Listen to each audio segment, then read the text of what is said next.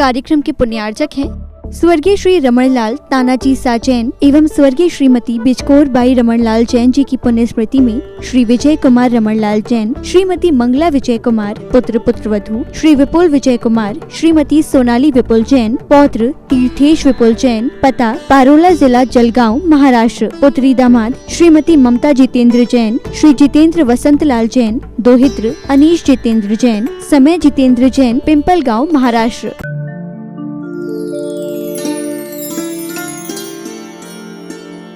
दृश्येन ते तेजस्वी सुजनोऽहमेव सुकृते तेनैव तेजः पते तेनैव तेजः पते।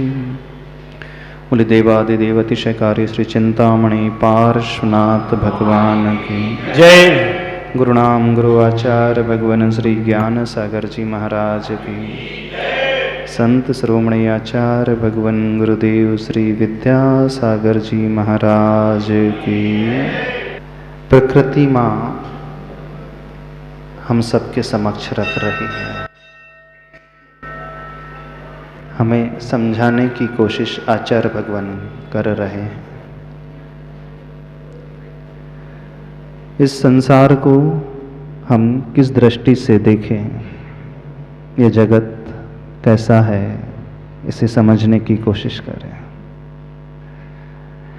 आशय क्या होना चाहिए जीवन में, उसे हम जानने की कोशिश करें। उद्देश्य हमारा कैसा होना चाहिए।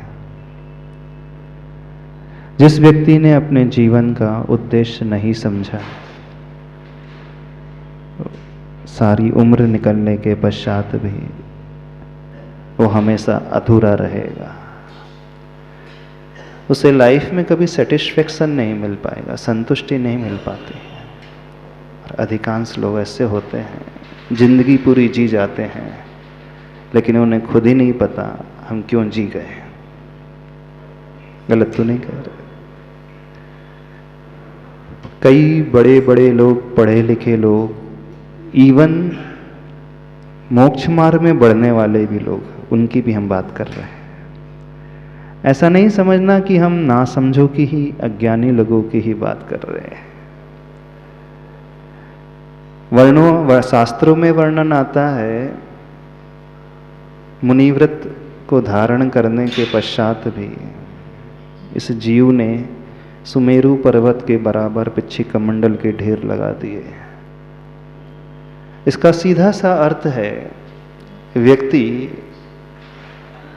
आगे बढ़ तो जाता है लेकिन उसे स्वयं भी यह ज्ञात नहीं हो पाता है जिस क्षेत्र में मैं आगे बढ़ा हूं उसका पर्पस क्या है, उसका उद्देश्य क्या है।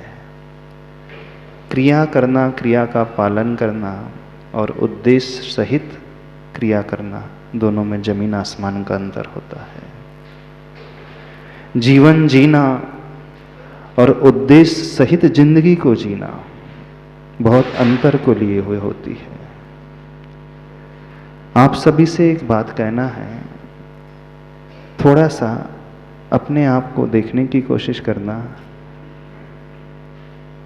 और अपने उद्देश्य को पकड़ने की कोशिश करना कि हमारा उद्देश्य क्या था।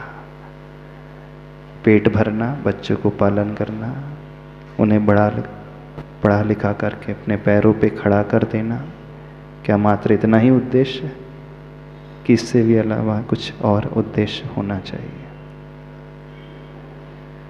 तो कई लोग ऐसे होते हैं जो बाहर से सब कुछ अच्छे से करते हैं, सही क्रियाएं करते हैं, लेकिन उद्देश्य विहीन होने पर क्रिया का फल नहीं मिल पाता है।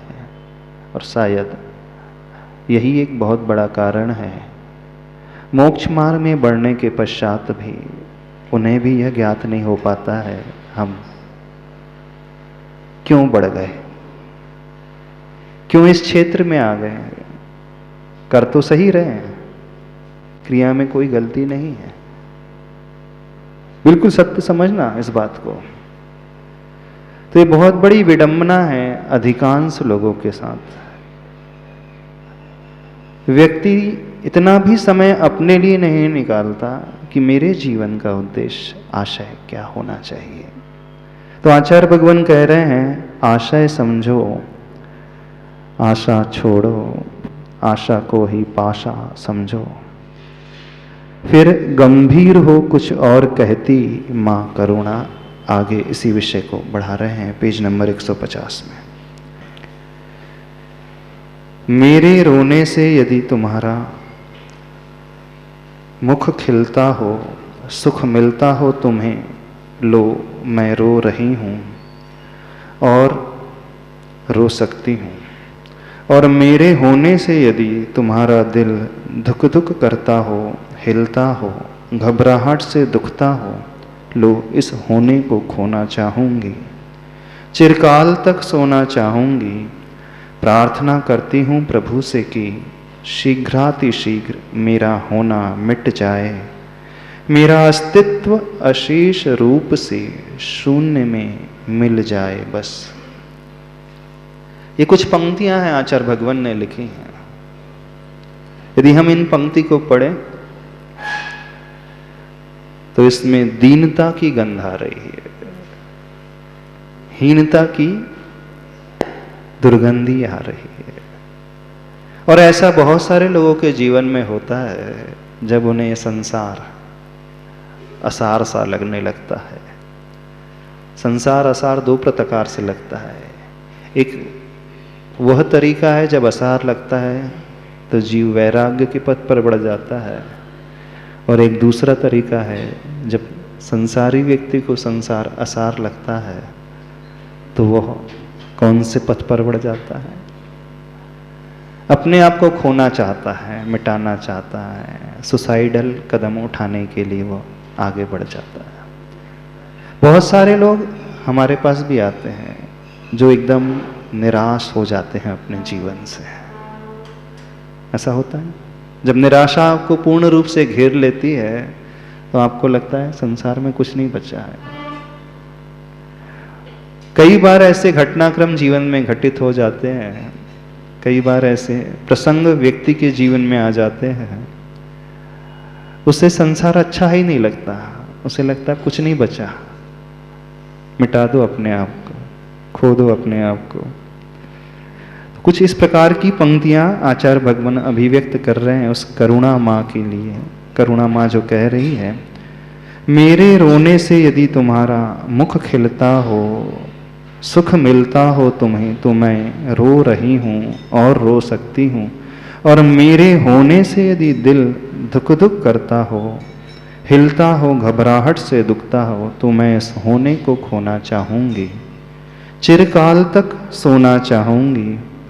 प्रार्थना करती हूँ प्रभु से कि शीघ्र अतिशीघ्र मेरा होना मिट जाए, मेरा अस्तित्व अशेष रूप से यानी पूर्ण रूप से शून्य में मिल जाए बस। एक बात पूछें आप, थोड़ी कड़वी बात है। कितने लोगों के मन में जीवन में ऐसा भाव कभी कभी आया होगा, आत्महत्या कर लो यार, कुछ नहीं बचा संसार में? आया? जब वो फेलियर उसके पास आने लगते हैं ना, असफलता उसे छूने लगती है, जो जो वो सोचता है उसे नहीं मिलता है, तो ऐसा भाव बहुत सारे लोगों के मन में आता है। ऐसा नहीं है, वो अपने आप को मिटाना चाहने लगता है, अरे कुछ नहीं रखा सा दुनिया में, कुछ भी तो नहीं बचा। पूर्ण रूप से अशेष रूप से अपने आप को समाप्त करने के लिए वह कदम उठाने की कोशिश कर लेता है, अथवा कोशिश नहीं करता तो मन में विचार अवश्य लेकर के आ जाता है। स्टूडेंट लाइफ में भी होता है, विद्यार्थी जीवन में होता है, व्यापारी होते हैं, उनके जीवन में जब असफलता मिलती है, पार्टियां हाथ खड़े कर देती हैं, बैंकक्रप्ट हो जाते हैं, अथवा बच्चे लोग नहीं सुनते हैं, अथवा ऐसी निराशा शारीरिक प्रतिकूलता घेर लेती है तो भी व्यक्ति निराश हो जाता है। तो ऐसे विचार अपने भीतर लेकर के आ जाता है, आता। और बहुत आयत होंगे, ऐसा एक गिनती दो चार नहीं कह सकते, बहुत होंगे। जीवन में बहुत प्रकार के उतार चढ़ाव आते हैं, सबके जीवन में आते हैं, ऐसा नहीं है जो छोटे लोग हैं उन्हीं के जीवन में आते हो, ऐसा नहीं। कई बड़े बड़े लोगों के जीवन में भी इस प्रकार के प्रसंग उपस्थित हो जाते हैं कि वह ऐसी विचारधारा में बहने से लगते हैं, गलत कदम उठाने की सोचने लगते हैं। तो यदि ऐसी परिस्थिति आपके जीवन में निर्मित हो जाए तो उसका क्या समाधान है, आचार्य भगवान लिख रहे हैं। इस पर प्रभु फरमाते हैं कि यानी भगवान कह रहे हैं हमसे, सबसे, क्या होने का मिटना संभव नहीं है बेटा, होना ही संघर्ष समर का मीत है, होना ही हर्ष का अमर गीत है। होने का मिटना कभी भी संभव नहीं है, जो है वो मिट नहीं सकता और जो नहीं है वो पैदा नहीं हो सकता। यदि आपके मन में विचार आए कि हम आत्महत्या कर लें सपोज, तो क्या आपको लगता है आप अपने आप को मिटा पाओगे? आप अपने आप को समाप्त कर सकते हो? कर सकते हो? हाँ, व्यक्ति को लगता है कि मैं जिस पर्याय में हूं, जिस परिस्थिति में हूं, उस परिस्थिति को समाप्त कर दूंगा तो शायद मेरे दुखों की जो तीव्रता है, अति है, वो पूर्ण हो जाए। पर ऐसा कभी होता नहीं है। जो लोग इस प्रकार का कदम उठाते हैं वो ये भूल जाते हैं कि हम कभी अपने आप को मिटा ही नहीं सकते। हाँ, शरीर मिट सकता है, शरीर समाप्त हो सकता है, पर्याय बदल सकती है, लेकिन पर्याय बदल जाए तो दुख समाप्त हो जाए, इस बात को बिल्कुल लेकर के ना चलें। ये बहुत बड़ी भूल है। पर्याय समाप्त होने से संकट समाप्त नहीं होते, बल्कि और अधिक बढ़कर के आ जाते हैं। कोई व्यक्ति जिसे यह ज्ञात हो गया कि मैं निश्चित रूप से हार जाऊंगा और वह पीठ दिखा करके भागने लगे, रण क्षेत्र में, युद्ध के मैदान में पीठ दिखा करके भागने लगे कि वह ये समझे कि अब तो निश्चित रूप से हारना ही है, पराजय मेरे जो मिलेगी ही, तो पराजय मिले उससे पूर्व मैं पीठ दिखा करके भाग जाऊं, उतना ही बड़ा कायर माना जाता है और उतने अधिक दुख को सहन करना पड़ता है उसे बाद में। तो जीवन में जब जब ऐसे क्षण आए और हमारा मन कहने लगे कि हम पीठ दिखा करके भाग चलें, तो वहां हमारे दुख समाप्त नहीं होंगे, संकट समाप्त नहीं होंगे, बल्कि और बढ़ चढ़ करके आएंगे, क्योंकि जो होता है वो कभी नष्ट नहीं हो सकता है। हमारी आत्मा कभी समाप्त नहीं हो सकती है। उसी बात को कहा जा रहा है, होने का मिटना संभव नहीं है बेटा, होना ही संघर्ष समर का मीत है, होना ही हर्ष का अमर गीत है। If you want to win the match, you must stay in the match. यदि आप जीतना चाहते हो मैच को तो आपका होना बहुत जरूरी है। कई बार क्रिकेट मैच में ऐसा होता है कि व्यक्ति को लगता है अब तो हार निश्चित है, तो क्या पहले ही विकेट छोड़ करके चले जाए? यदि जीतना है तो भले ही कठिन परिस्थिति, खड़े रहो मैदान में, और यदि जो खड़ा रह जाता है तो थोड़ी देर बाद ऐसा हो जाता है कि वह क्षण टलने सा लगता है। एक ऐसा पीक पॉइंट आता है तीव्रता का, संकट का, उस पीक पॉइंट को यदि हमने संभाल लिया तो फिर वहीं से वो बदल जाता है। बहुत सारे लोगों के जीवन में ऐसे क्षण आते हैं, बस उस पीक पॉइंट को हमें हैंडल करना आना चाहिए। सबके लिए कह रहे हैं, कई बार आते हैं, ऐसा लगता है जब दुख की एकदम तीव्रता पराकाष्ठा से आने लगे ना, तो समझना दुख समाप्ति की ओर है। जब दीपक बुझने को होता है तो उसकी लौ जो है भभकने लगती है, ऐसा लगता है कि तो और भभकने लगा, बहुत तीव्रता से जलने लगा, पर उसके पश्चात, थोड़ी देर पश्चात शांत हो जाता है। जब जब हमारे साथ ऐसा घटे कि हमारी लौ बहुत भभकने से लगी है, कौन सी लौ? दुखों की लौ, संकट के घड़ी, संकट के बादल बहुत तीव्रता को लेकर अति मात्रा में आने लगे हैं, हमारे सहन शक्ति के बाहर ही होने लगे। उस समय मन कहता है अब हो गया, बहुत हो गया, अब नहीं सहन कर पाऊंगा। बस वो ही क्षण होता है हमारी परीक्षा का क्षण। उस समय यदि हमने अपने आप को संभाल लिया, बहुत थोड़ा सा समय होता है, ज्यादा समय नहीं होता है, और जो उस समय खड़ा अच्छे से रह गया वो जीत जाएगा, वो आगे बढ़ जाएगा। तो उसी बात को आचार्य भगवान लिख रहे हैं, होना ही संघर्ष समर का मीत है। समर का मतलब होता है युद्ध। कौन सा युद्ध है? जीवन एक संघर्ष है ना? बिल्कुल सत्य है। जिन महापुरुषों की हम पूजा करते हैं, थोड़ा सा उनके अतीत को झांक करके देखना।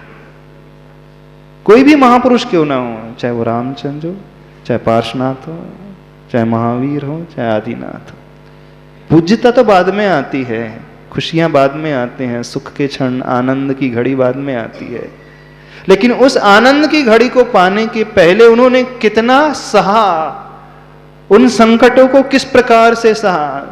जो व्यक्ति इस अध्याय को पढ़ ले उसी का जीवन बदल सकता है। पार्श्वनाथ भगवान को ज्यादा मत देखा करो, मूर्ति में कुछ नहीं मिलेगा। हम पार्श्वनाथ भगवान के पूर्व भाव को देखने की कोशिश करो, उनके जीवन के संकट को देखने की कोशिश करो कि उन्होंने कैसे झेला हो। उस समय तो मैदान छोड़ करके नहीं भागे। हाँ, जब कमठ का जीव उपसर कर रहा था, प्रत्येक भाव में उपसर करता रहा, अजगर के भाव में निगल लिया, शिकारी था जब उस भाव में उनके समाप्त कर दिया, हर भाव में उसने उपसर्ग किया, लेकिन हर भाव में पार्श्वनाथ भगवान ने समता से उसे झेला, संकट के बादलों को अपनी सहन शक्ति के माध्यम से झेला।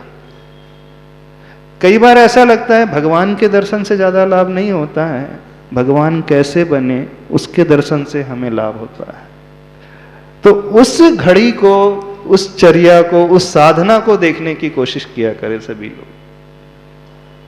हम सब क्या देखते हैं? हाँ, भगवान जो है अनंत चतुष्टय वाले हो गए हैं, अब ऐसा ही अनंत चतुष्टय हम सब भी पाना चाहते हैं, वैसा ही सुख हम पाना चाहते हैं, लेकिन भगवान जैसा कष्ट सहन बिल्कुल नहीं करना चाहते। चाहते? कोई भी नहीं चाहता। अच्छा, पार्श्वनाथ भगवान को कितने लोग चाहते हैं?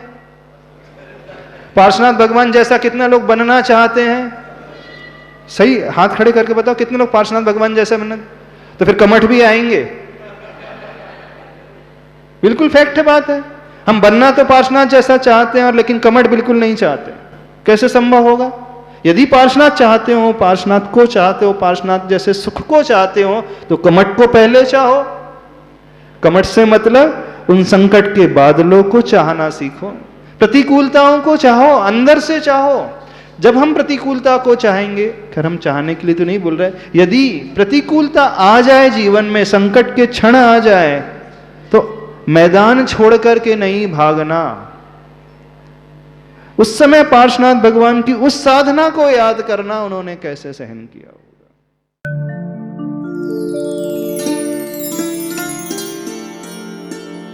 इस कार्यक्रम के पुण्यार्चक थे स्वर्गीय श्री रमणलाल तानाजी साजैन एवं स्वर्गीय श्रीमती बिचकोर बाई रमणलाल जैन जी की पुण्य स्मृति में श्री विजय कुमार रमणलाल जैन, श्रीमती मंगला विजय कुमार, पुत्र पुत्रवधू श्री विपुल विजय कुमार, श्रीमती सोनाली विपुल जैन, पौत्र तीर्थेश विपुल जैन, पता पारोला जिला जलगांव महाराष्ट्र, पुत्री दामाद श्रीमती ममता जितेंद्र जैन, श्री जितेंद्र वसंतलाल जैन, दोहित्र अनीश जितेंद्र जैन, समय जितेंद्र जैन, पिंपल गाँव महाराष्ट्र।